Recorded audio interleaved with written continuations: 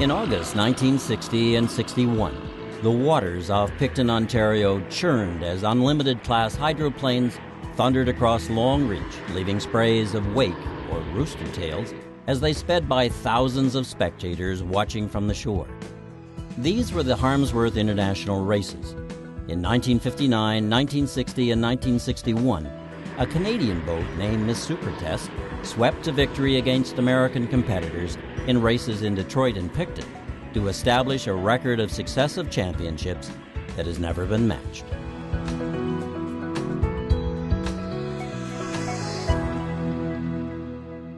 In 1902, Alfred Harmsworth, owner of England's Daily Mail newspaper, offered a trophy to support the development of motor launch racing. The Harmsworth International Trophy, a substantial bronze piece showing two boats rounding a buoy in heavy seas, soon became symbolic of world supremacy in motorboat racing. The first Canadians to challenge for the Harmsworth were the Wilson family of Ingersoll, Ontario. When the Wilsons retired from racing in 1951, they sold their Miss Canada boats to the Thompson family of London, Ontario, and a new era in Canadian sports history began. Colonel Gordon Thompson and his son Jim were enthusiastic boaters but new to the racing game. It would take them years of heartbreaking setbacks to achieve success. But they built two boats, both named Miss Supertest for the Supertest gas stations they owned, overcoming many disappointments and engineering challenges. Colonel Thompson used to take Jim to all the Harmsworth races in the 30s when Garwood was cleaning up for the States. And Jim told his dad one year at age 7, he said, "I'm going to win the Harmsworth for Canada." And somebody to beat the United States at that time in the 30s was unheard of. And so I have that dream as a young man, again, dreams, and he made it happen. In the winter of 1954, the Thompsons had the American boat builder Les Staudacher of Michigan design and build Miss Supertest II in Sarnia, a 31-foot-long racing boat with a beam of 12 feet and a 7,500-pound Rolls-Royce Griffin engine. On July 26th of that year, the newly constructed boat was lowered into the waters off the Macraft boat-building plant for test runs on the St. Clair River. Let's face it, we started out with absolutely knowing nothing about actual boat racing. We'd seen a lot of it, so on. But what was involved in the first several years, there's no doubt about it, was a learning experience. Find out how to make her run, how to keep her running, and 3, to be competitive. So we got through, I'd say with the Supertest II, we got to be able to keep her running well, and with 3, to really do the winning. Supertest II belonged to a new class of hydroplanes known as three-pointers, boats that rose up out of the water under full throttle to rest on both side sponsons and their sterns, with their props partly out of the water to reduce drag. They were much faster, even though they could be unstable and difficult to control on turns. In 1955, Miss Supertest II began to attract attention after placing second in a series of heats in the Maple Leaf Regatta on the Detroit River. In late October of that year, the boat set a Canadian record of 154.845 miles per hour on a trial run in Picton, despite a hole punched in her bottom after running over a log. But I'm the one that put the hole in the bottom of the boat, the Supertest II. As I recall it, on the water at 140 miles an hour, if I remember correctly, the pressure of the water is something in the order of 300 pounds to the square inch. Well, that is a very high pressure, and that's what you're dealing with. So, in other words, it's just like concrete. Test runs in the fall of the year were especially hazardous. I never liked it when you were competing with seagulls and ducks. With the seagulls, you're coming up to them, you know they were going to go up. The ducks were going to stay down, and the last thing you want to do is to run into any of these. Many of the Supertest test runs were held in Picton, a small eastern Ontario community with a long maritime tradition of fishing, shipbuilding, and boat racing. The sheltered waters of the area were ideal for all classes of boats, but especially for unlimited class hydroplanes, the heavyweights of boat racing. The waters were absolutely first class. Spectators got a pretty good look at it, and looking down onto the race course. In the reach there, you've got sloping shoreline, which absorbs waves well. And any other race course we've been on, as far as I'm concerned, couldn't compare with Picton. The people of Picton were outstanding in supporting us, and I'm sure without their help, I don't think we could have done it. And mind you, Picton loves racing. The Thompsons and the drivers who drove their Supertest boats belonged to a rare breed of men addicted to speed. Driving hydroplanes was a bone-rattling experience that sometimes left drivers so shaken they had to be helped from their boats after races. I drove all three boats, and the old style, I tell you, you got an awful pounding. And it was dangerous. Boats occasionally flew into the air and flipped, injuring or killing their crews. Some people love speed, and they'll race anything. The water's always changing. It's never the same. And it makes a big difference in a boat race, whether you're leading or whether you're behind. Because if you're leading, you get the best water. If you're behind, you get the worst water. It's always rougher.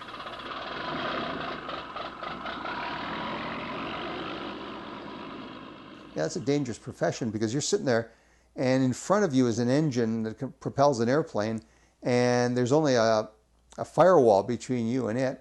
Plus you've got all the gas in front. You're dealing with high-octane gasoline.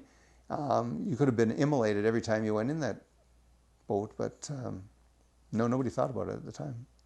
In 1957, Miss Supertest II set a new world speed record of almost 185 miles per hour, breaking the previous mark of nearly 179 miles per hour set in 1950. Miss Supertest II's achievement still stands as the Canadian water speed record. Still, Miss Supertest II was not a great race boat, and it was clear to the Thompson family that they needed to make so many refinements they might just as well start over building a new boat. In January 1959, construction of Miss Supertest III began at the Thompson Sunningdale farm north of London. The new boat, designed by Jim Thompson, was 4 inches shorter, 30 feet 8 inches long, with a beam of 12 feet 6 inches.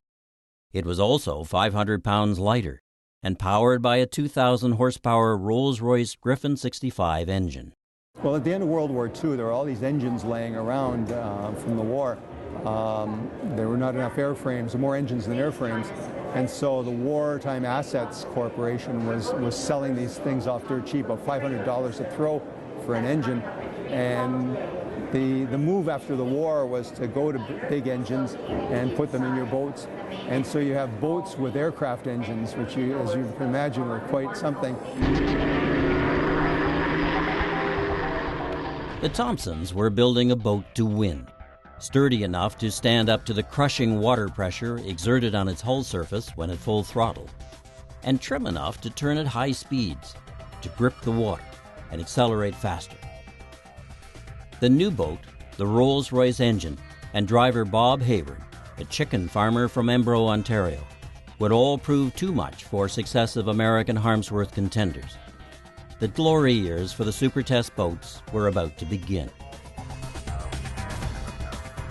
Hayward was a quiet man who was a magician with motors. He liked to race cars, often on Sunday mornings on the main road in Embro with his brother Keith. Bob used to do the quarter mile out here, and that would be on a Sunday. And I mean, back then there wasn't much traffic, and they had painted a mark across the highway at the quarter mile, and they'd all come out and they would race that. And Keith's mother, who was a very, well, she was a good church-going lady. She said there was nothing that bothered her more was when the police came on Sunday. She'd get home from church and the police would be here because the neighbors would complain about them racing on the quarter mile there. Oh, they were daredevils. I'm glad my kids aren't like that. The three Miss Supertest boats had several drivers. Will Braden, Art Asbury, and Danny Foster all drove for the Thompson family. Hayward started as a mechanic, but when he took over the driving, the Miss Supertest team began to make magic. I guess it's one of those things that sort of happens. I mean, we came together and he expressed an interest and we liked him. Well, the record stands for itself, I guess, because he's the only one that ever raced Miss Supertest III, and 4 races, 4 victories. You know, Bob was so adaptable. Like he could build, and he didn't mind getting behind the wheel. You know, like he knew when he got behind the wheel what was under him, you know, because he had built the boat.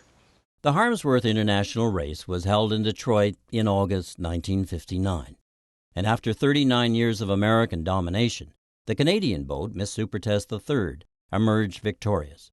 It was the first of 3 successive victories for the Supertest team, the Thompson family, driver Bob Hayward, mechanic Bruce Wells, and crew chief Vic Leghorn.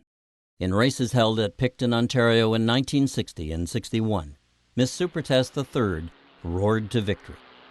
To this day, there is a generation of Prince Edward County residents who still remember these summer races, the long trailing rooster tails from the Harmsworth contenders, and Bob Hayward's dousing of dignitaries as he swept by the judging stand on his victory laps. The first time I seen it, I was 3 years old. And actually, I still, to this day, remember the races being there. My dad was the crane operator that lifted it in. And actually, me and my sister got to sit in the seat and got a picture taken before he lifted it in the water. Like, it was such a big thing. Like, there was all kinds of important people around.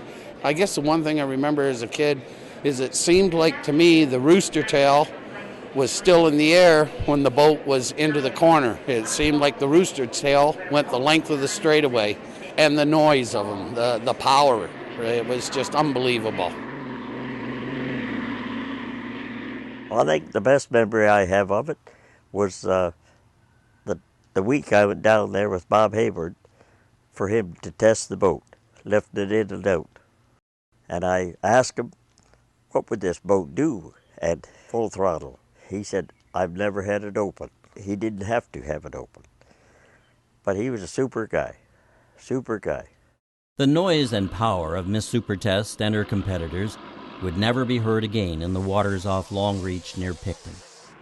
3 weeks later, on September 10, 1961, at a race in Detroit, Bob Hayward died while driving Miss Supertest II. He was only 33 years old. Where I was, I got a very vivid view of it. And in that particular heat, Bob didn't have a good start. And there were a couple of boats ahead of him, and by the time he got to the first corner, he was in the lead. And he just went around that corner so fast, and he's halfway around it, and the boat just rolls completely over, comes back up, floating, and that was enough. That was it. That was the accident. And the boat itself had very little damage done to it. And of course, that part of the race course in Detroit is always rough. So it was a combination of rough water and speed. Had to be. After Bob's death, the Thompsons lost their will to race, and the Supertest boats were retired. Well, I've lost a friend, you know. I don't know, just one of those things that circumstance at the time that indicate that was the thing to do. But we'd had set out to do a certain thing, and we'd completed it. And I don't know. We go this way once, in my opinion. And it's very hard to come back and, you know, do something again. I was visiting a girlfriend, and when I got to her door, she says, "Oh, I got terrible news." She says, "Bob's been killed." You know, we knew it was dangerous, but never thought that would happen. But then after Bob was killed, there was a lot of those race drivers that were killed. He shouldn't have died. A mistake, I guess the one mistake he made in his life, driving. And your heroes don't die young, but Bob did. And Miss Supertest never raced again. The remaining American hydroplanes were lured to race for money in Gold Cup competitions, rather than for the Harmsworth Trophy and its traditions.